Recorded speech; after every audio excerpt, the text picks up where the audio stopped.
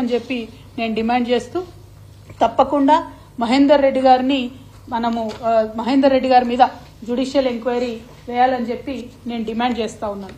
దీంతో పాటు ఇంకా విద్యుత్ సంస్థ అత్యంత కీలకమైనటువంటి సంస్థ. ఆ విద్యుత్ సంస్థలో కూడా మీరు మొత్తం ఆంధ్రలోనే నింపారు. 4 డైరెక్టర్లు ఉంటే 3 ఆంధ్రోలు ఉన్నారు విద్యుత్ సంస్థలో. దాని పర్యవసానం ఏం జరుగుతుంది? ఇవాళ హైదరాబాద్ లో గచ్చిబౌలిలో బంజారాహిల్స్ లో 4 గంటలు కరెంటు పోతుంది.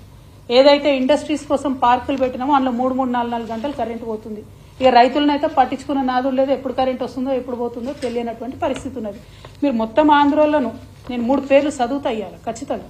4 ఎస్పీడీఎస్సీలో మీరు డైరెక్టర్లు పెట్టుకుంటే అందులో నందకుమార్ అంటే ఆయన, నరసింహులు గారు అంటే ఆయన, సుధా మాధురి అనేటటువంటి మేడము, వీళ్ళందరినీ కూడా మీరు డైరెక్టర్లు వేసుకున్నారు.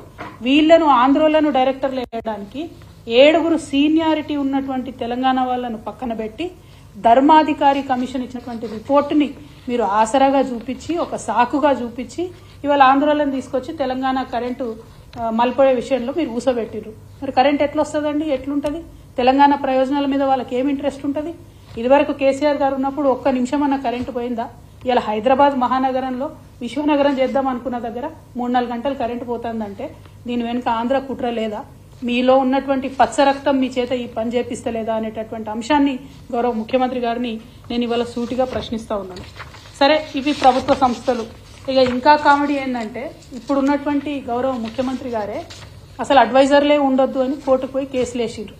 ఎవరు ఉండొద్దట అడ్వైజర్లు రాష్ట్రంలో, వాళ్ళు వేస్ట్, వాళ్ళేం అడ్వైజులు ఇస్తారని చెప్పారు. మరి ఇవాళ మీరు ప్రభుత్వంలోకి వచ్చినాక ఎంతమందిని అడ్వైజర్లుగా పెట్టుకున్నారండి? మీరు పొలిటికల్ రీహాబిలిటేషన్ కోసం పెట్టుకున్నటువంటి అంశాలు కాదా? సరే పోనీ పొలిటీషియన్స్ ని అడ్వైజర్లో పెట్టుకున్నారంటే నాయకులు కాబట్టి వాళ్ళకి అవగాహన ఉంటారు కాబట్టి ఇప్పుడు మా షబ్బీర్ అన్న ఉన్నాడు, ఇటువంటి వాళ్ళని అడ్వైజర్లుగా పెట్టుకుంటే మంచిదే డెఫినెట్గా. కానీ అసెంబ్లీలో, తెలంగాణ అసెంబ్లీలో ఆయన ఆంధ్ర ఆయననే అంటారు, మరి ఈయన ఎవరో నాకు తెలియదు, ప్రసన్న కుమార్ గారు, ఈయన అసలు ఎక్కడ కూడా ప్రభుత్వంలో పనిచేయలే, జీవిత పర్యంతం ఢిల్లీలో ఎవరో జడ్జి గారి దగ్గర పనిచేసిండట. మరి ఈయనను తీసుకొచ్చి లేని కొత్త పోస్టును క్రియేట్ చేసి ఇలా అసెంబ్లీలో ప్రసన్న కుమార్ అనేట ఆయనని అడ్వైజర్గా పెట్టుకున్నారు. మరి ఈయన ఏం అడ్వైజులు ఇస్తాడు? దేనికోసం అడ్వైజ్ ఇస్తాడు? లేని కొత్త పోస్ట్ ఎందుకు క్రియేట్ చేసిరు? మీరు ప్రజాధనాన్ని ఎవరి కోసం వినియోగం చేస్తున్నారు మీరు? అంటే అక్కడ నుండి వచ్చేటటువంటి పచ్చ అంకుల్ డైరెక్షన్ లో మరి ఇది నడుస్తున్నదా తెలంగాణ? ఒక్కొక్కటిగా తెలంగాణ అసెంబ్లీని, తెలంగాణ విద్యుత్ సంస్థల్ని అన్నిటినీ కబ్జా పెడదామనా? పెట్టడం ద్వారా నష్టం ఎవరికి జరుగుతుంది? ఇలా కరెంట్ ఆఫీస్లో 3 ఆంధ్రోళ్ళు ఉంటే మనకు 3 గంటలు కరెంట్ పోతుంది. రేపు అసెంబ్లీలో ఆంధ్ర అడ్వైజర్లు ఉంటే మరి ఏం జరుగుతుంది? దయచేసి తెలంగాణ ప్రజలు ఒకసారి ఆలోచించాలి.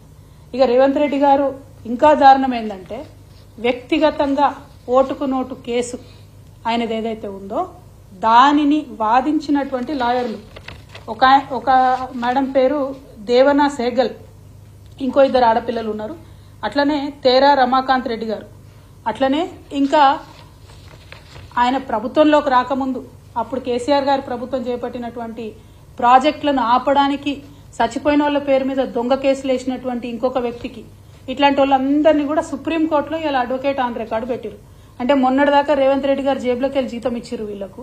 ఇవాళ మన తెలంగాణ బిడ్డల రక్తం స్వేదం మనం కట్టే ట్యాక్స్ మన తెలంగాణ ప్రభుత్వ ఖజానా నుంచి ఆయన ఓటుకు నేటు కేసు వాదించిన మొత్తం టీం నంతటిని కూడా సుప్రీంకోర్టులో పోయి నింపుకున్నారు. మరి ఇదేం పద్ధతి? ఇదేం న్యాయం? ఎవరు లేరా ఇంకా కొత్త వాళ్ళు, న్యూట్రల్ ఉండేవాళ్ళు, తెలంగాణ రాష్ట్ర ప్రభుత్వ ప్రయోజనాల కోసం పనిచేసే వాళ్ళు ఎవరు లేరా? మీ ఓటుకు నేటు కేసుని మీ ప్రైవేట్ టీంని తీసుకుపోయి అలా సుప్రీంకోర్టులో పెడితే నిజంగా కాంగ్రెస్ పార్టీలో ఇంతమంది సీనియర్ నాయకులు ఉన్నారు, ఒక్కరు కూడా ప్రశ్నించకపోవడం చాలా దారుణం. ఇది తెలంగాణ ప్రజల యొక్క డబ్బును, సొమ్మును దుర్వినియోగం చేయడం తప్పితే ఇంకొకటి కాదు అని చెప్పి మేము తెలియజేస్తూ, ఫైనల్ గా గౌరవ ముఖ్యమంత్రి వర్యులు రేవంత్ రెడ్డి గారు మీరు చెప్పినటువంటి నీతి వాక్యాలను మీరు పాటిస్తే బాగుంటుంది. ఉద్యోగాల విషయంలో మీరు అడ్డంగా అబద్దాలు ఆడారు. ఉద్యోగాల విషయంలో కేసీఆర్ గారిని బద్నాం చేసే ప్రయత్నం చేసిండ్రు. ఇప్పుడు మీరు వేసినటువంటి టీఎస్పీఎస్సీ నిజంగా మీకు చిత్తశుద్ధి ఉంటే, నిజంగా మీకు అవినీతి మరక అంటొద్దని మీరు అనుకుంటే తక్షణమే మహేందర్ రెడ్డి గారిని తీసేసి ఎంక్వైరీ వేయండి. అవినీతి జరిగింది వాస్తవమా కాదా ప్రజలకు తెలియజేయండి. రెండవది, కేసీఆర్ గారు వేసినటువంటి ఉద్యోగాలు మేమిచ్చినట్టుగా చెప్పుకుంటా ఉన్నారు, దాన్ని మేము తీవ్రంగా ఖండిస్తా ఉన్నాం. మీరు ఇప్పటి వరకు ఇచ్చిన 60 ఉద్యోగాలే, ఇంకా కొత్తగా ఏం ఉద్యోగాలు ఇస్తారో, డిసెంబర్ వరకు ఏం ఉద్యోగాలు ఇస్తారో తెలియజేయవలసిందిగా కోరుతా ఉన్నాం. మూడవది, విద్యుత్ సంస్థలో నియామకం చేసినటువంటి ఆంధ్రోళ్లను తక్షణమే తీసి తెలంగాణ డైరెక్టర్స్ వేయాలని 3వ డిమాండ్ చేస్తా ఉన్నాం. 4వది సుప్రీంకోర్టు ఆఫ్ ఇండియాలో మీ పర్సనల్ కేసులు, మీ అవినీతి కేసులు, మీ దొంగ కేసులు వాదించి ఆనాడు తెలంగాణ ప్రభుత్వం మీద దొంగ కేసులు వేసిన టీంని తీసేసి నిజంగా టాలెంట్ ఉన్నటువంటి వాళ్లను, నిజంగా తెలంగాణ ప్రభుత్వ ప్రయోజనాలు కాపాడే వాళ్లను పెట్టాలని డిమాండ్ చేస్తూ మరి మీ యొక్క చిత్తశుద్ధి నిరూపించుకోవాలి. మీరు ఇన్ని రోజులు చేసినటువంటి ఆరోపణలను దాన్నన్నింటినీ కూడా తప్పని నిరూపించే విధంగా ఉన్నటువంటి మీ వ్యవహారాన్ని సరిదిద్దుకోవాలని సూచన చేస్తా ఉన్నాం. Thank you. జై తెలంగాణ. గత 10 ఏళ్లలో ఎప్పుడూ లేనటువంటి విధంగా రాష్ట్ర గీతాన్ని జై జై హే తెలంగాణను అధికారికంగా గుర్తిస్తున్నామని కూడా చెప్పారు. అంతేకాకుండా మన రాష్ట్రానికి సంబంధించినటువంటి చిహ్నం కావచ్చు, లేకపోతే తెలంగాణ తల్లి విగ్రహాన్ని కూడా మార్పు చేస్తున్నాం. ఈ పరిణామాలన్నింటినీ మీరు ఎట్లా చూస్తారు? అంటే మన గౌరవ ముఖ్యమంత్రి గారు మొదట ఎప్పుడన్నా నిజంగా గుండెల మీద చేసుకొని జై తెలంగాణ అంటేనేమో ఆయన ఇవన్నీ చేసే అవకాశాలు, ఆయన ఇవన్నీ చేసే అర్హత ఉంటుంది. ఆయన ఎప్పుడైనా జై తెలంగాణ అన్నాడా? జై తెలంగాణ అన్నోళ్ళ మీద గన్ను పట్టుకుని తిరిగిన మనిషి. ఏదో మన ప్రజలు మంచోళ్ళు కాబట్టి ఇసొంటోళ్ళకు కూడా ఒకసారి అవకాశం ఇద్దామని ఇచ్చిరు కానీ ఆయన జై తెలంగాణ అని ఇంతవరకు అనలేదు. ఆయన రాష్ట్ర గీతం గురించి మాట్లాడడం, తెలంగాణ తల్లి గురించి మాట్లాడడం చాలా హాస్యాస్పదంగా ఉంది. బట్ ఎనీవే, ఒక్కటి ఈ సందర్భంగా నేను ముఖ్యంగా రాష్ట్రంలో ఉన్నటువంటి కళాకారులకు, తెలంగాణ బిడ్డలకు విజ్ఞప్తి చేసేది ఏంటంటే, కేసీఆర్ గారు ఏదన్నా పని చేస్తే దాని వెనుక ఎంత బలమైన కారణం ఉంటుందో, ఏదన్నా పని చేయకపోతే అంతకన్నా బలమైన కారణం ఉంటుంది. రాష్ట్ర గీతం దగ్గర పంచాయతీ షురు అయింది. ఇదంతా రాష్ట్ర గీతం అనేటటువంటిది కాన్స్టిట్యూషన్లో ఎక్కడ చెప్పలేదు. ఈ యొక్క రాష్ట్రానికి ఒక జెండా ఉండడం, రాష్ట్రానికి ఒక గీతం ఉండడం అన్నటువంటిది కాన్స్టిట్యూషన్లో ఎక్కడ చెప్పలేదు. ఒక 2 రాష్ట్రాలు ప్రయత్నం చేసినాయి, జమ్మూ కాశ్మీర్ ఒకటి, కర్ణాటక ఒకటి. ఆ ప్రయత్నం చేస్తే ఫెడరలిజంకు ముప్పు వాటిల్తుందని సుప్రీంకోర్టు దాకా పోయినా కూడా వాళ్ళు పర్మిషన్ ఇవ్వనటువంటి పరిస్థితి. ఆ కొత్త కాంట్రవర్సీ కొత్త రాష్ట్రానికి ఎందుకు పెట్టాలన్న ఉద్దేశంతో కేసీఆర్ గారు అటువైపు వెళ్ళలేదు. నేను కూడా తెలంగాణ సగటు ఆడబిడ్డనే కదా, నేను ఎట్లుంటాను, మిగతా ఆడబిడ్డలు ఎట్లుంటారు మా తెలంగాణ వాళ్ళు, గట్లే తెలంగాణ తల్లి ఉంటుంది. ఇక అన్ని అపోహలకు పోయి పర్సనల్ గా కేసీఆర్ గారి కుటుంబం అంటే విద్వేషం పెట్టుకొని నిర్ణయాలు తీసుకుంటే ప్రజలు ఆలోచన చేస్తారు. నా రిక్వెస్ట్ ఏంటంటే, ఇవన్నీ చిన్న చిన్న ఆరోపణలు పక్కన పెడితే కేసీఆర్ గారు చేయని పనుల వెనుక కూడా కారణాలు ఉంటాయన్న విషయం తెలంగాణ కళాకారులు, కవులు, రచయితలు కూడా దయచేసి గుర్తించాలని చెప్పి నేను కోరుతూ, ముందుగా మన ముఖ్యమంత్రి గారు తెలంగాణ రాష్ట్ర ముఖ్యమంత్రి గారు కాబట్టి ఎప్పుడన్నా ఒకసారి అసెంబ్లీ ప్రారంభంలోనో అఫీషియల్ కార్యక్రమాల్లోనో జై తెలంగాణ అంటే కొంచెం తృప్తిగా ఉంటుంది తెలంగాణ ప్రజలకి. Thank you. జై తెలంగాణ. డీజీపీ మహేందర్ రెడ్డి మీ హయాంలో కూడా పనిచేశారు. ఇప్పుడు అవినీతి ఆరోపణలు వస్తున్నాయి అంటే మీ హయాంలోనే అవినీతి జరిగింది అనుకోవచ్చు. నేనేమంటున్నామ్మా అంటే, ఆరోపణలు మేము ఎప్పుడు చేయలే మహేందర్ రెడ్డి గారి మీద. మేమెప్పుడు మహేందర్ రెడ్డి గారిని ఒక చిన్న పల్లెత్తు మాటలే. మహేందర్ రెడ్డి గారిని ఇక్కడ మీరు నేను మాట్లాడుకోలేనంత భయంకరమైన భాషలో దూషించింది ఇప్పుడున్నటువంటి గౌరవ ముఖ్యమంత్రి గారే. రైట్? అంత దూషించి వీరే తీసుకొచ్చి టీఎస్పీఎస్సీ చైర్మన్ గా చేశారు. ఇప్పుడు ఇంకొక లాయర్ ఎవరో వచ్చి అవినీతి జరిగింది అంటారు.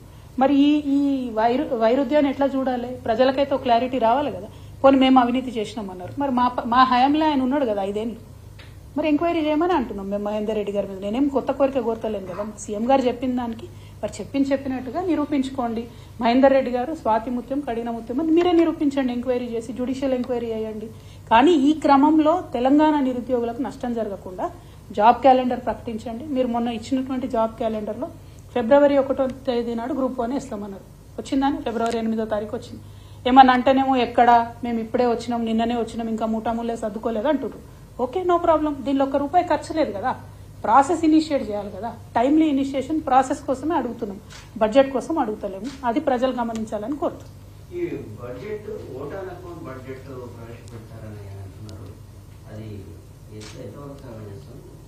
ఇదేమో ఫుల్ ఫ్లెజ్డ్ గా 5 ఏళ్లు నడుస్తుంది అనేటటువంటి ఉద్దేశంతో వచ్చినటువంటి ప్రభుత్వం. యాక్చువల్ గా అయితే ఫుల్ ఫ్లెజ్డ్ బడ్జెట్ పెట్టొచ్చు. మరి ఓట్ ఆన్ అకౌంట్ బడ్జెట్ పెట్టడం అంటే కేవలం పార్లమెంట్ ఎన్నికలను దృష్టిలో పెట్టుకొని తప్పించుకునే ప్రయత్నం ప్రభుత్వం చేస్తూ ఉంది. ఉదాహరణకు నిన్న మేము డిమాండ్ చేసినాం, బీసీ డిక్లరేషన్ లో మీరు చెప్పినటువంటి 20,000 కోట్లను అలొకేట్ చేయండి అని. ఇప్పుడు ఆ డిమాండ్ నుంచి తప్పించుకోవాలి, అందుకని ఓట్ ఆన్ అకౌంట్ బడ్జెట్